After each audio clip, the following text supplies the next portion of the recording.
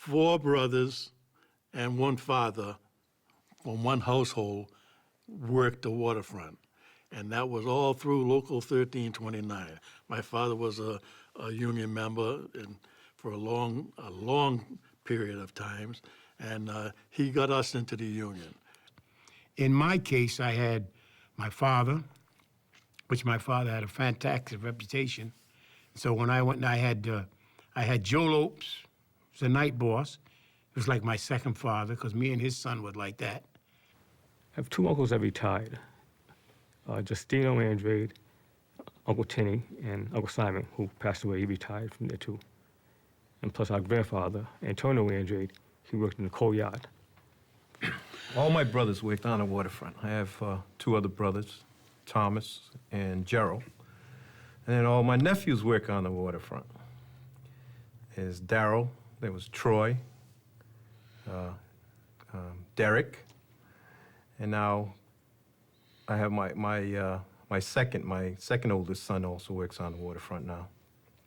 And some of my nephews' sons work on the waterfront now. So we go back a while. 4 girls, 2 boys. And as far as the waterfront, Monty, Lonnie, Little Monty, and Derek and John, they go down there once in a while too, you know. It's excellent. I mean, couldn't be any other way to work. We used to have a lot of fun with the old timers. I enjoyed working with them, especially, you know, the broken English and everything. You know, sometimes it's cold, but they'd give you their soul. And that's what I miss, working with them.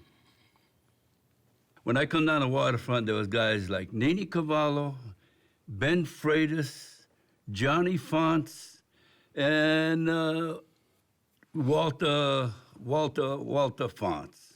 Well, Manuelito actually started it. Then you had Blackjack, you had Joe Lopes, Nini Cavallo. You know, these are people who got in Mingo Silver. They started this union. Back then, those kind of walking foremen, including Japet, I mean, you had to have respect for them. They always try to motivate you. They always try to push you ahead. They was never nothing. Very supportive. Very supportive. They taught me my craft. They taught me how to be a gentleman on the job.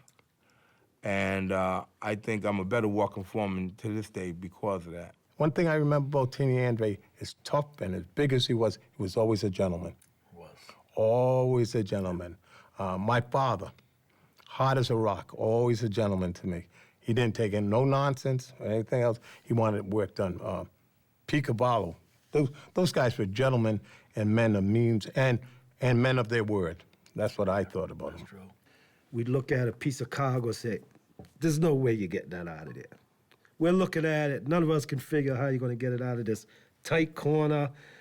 There's no way the winch can get in there. And we're saying, no way you're getting this out. And then one of the old timers would come down and say, let me show you something, my boy. And they would come down there and we'd be taking bets. No way he's getting this out of there. And then we see their little contraptions that they used to put together and the different things. We used to get amazed. And we slap each other 5 and say, unbelievable. So we would pick up these things because we was impressed by these things. During the war, they had 12-hour shifts 7 days a week, 1329. Now, they were loading and unloading, loading ships with all the war material and everything. And them guys, all through the war, a lot of them guys, they were deferred, didn't go into service because they were declared essential, you know, to be doing what they were doing, loading the ships. And After the war, what made it easy? Because back in the old days, I grew up in the old days, and if old-timer had a craft, if he did something and he mastered it, you try to get any information from him, he wouldn't reveal it. Why wouldn't He wouldn't reveal it because you might beat him out of his job. That's right. I wanted to be a cop, and then, oh, yes. They would not relieve it. But in 46, after we came out the war, machinery came mechanized. It became mechanized. Now, a lot of them old-timers couldn't drive. And that made it a lot easier. So they had to back off And that's how we got a lot of the jobs. Like he said, they would not tell you how they did this. They would not tell you how they did that. There's one guy, he wanted to learn, so I said, well, come on up. So I would teach him. Finally, he got the hang of it. And one day I walked in the hall, I heard him talking.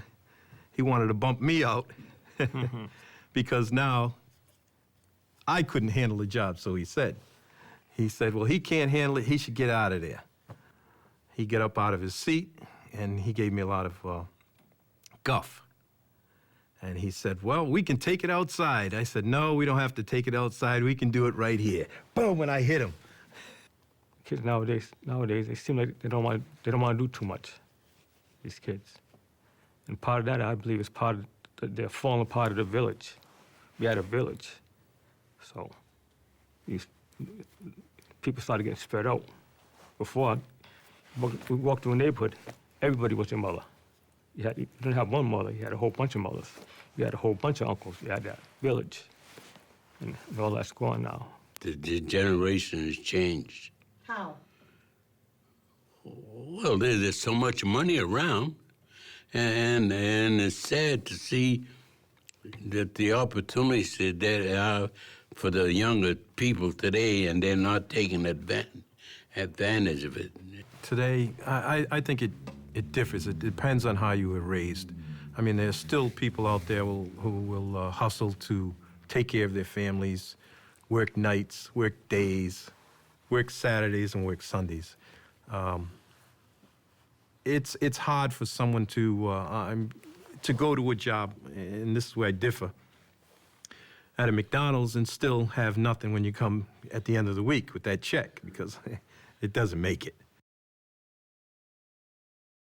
I've actually worked with 4 generations, and I think some of the highlights are happening right now. You know, being able to tell some of the old stories, give some of these young guys some insight on how this craft basically got started and the way it was, and how difficult it was, the changes that this union has seen in the last 75, 80 years. You know, because I can speak from experience. That's, you know, a huge part of my life. It's from, you know, family history into what's keeping me going now. I almost want to look ahead to the future and see my kids doing it. And that's part of the reason why I am still there, believe it or not. It's tough to explain, but it's a thing where you have a strong sense of pride in what you do. You know, where these guys that have been there for years, you know, they're getting older, they're not going to be there they're not going to be there forever. So you do have to step up, and because of the obligation I feel and the pride and everything else, you know, I'm going to make sure, you know, I'm one of the people that I'll make sure that I will, you know, I'll carry that torch that's been passed on to me, because, you know, you have to keep that afloat.